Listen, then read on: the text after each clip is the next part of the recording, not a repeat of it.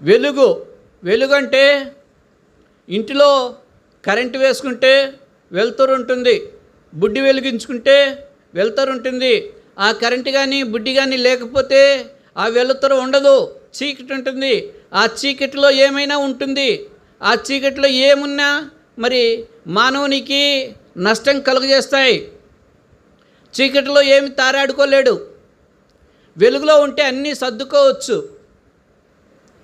కాబట్టి చీకటినే పాపమును హృదయంలో ఉంచుకుంటే మానవుడు దేవునికి దూరమై ఎంతో నష్టపోయేవాడుగా ఉన్నాడు.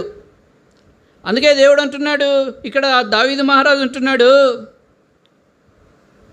నాకు వెలుగును రక్షణ అయ్యున్నాడు దేవుడు, నేను ఎవరికి భయపడదును? యెహోవా నా ప్రాణదుర్గము, ఎవరికి వెరుతును?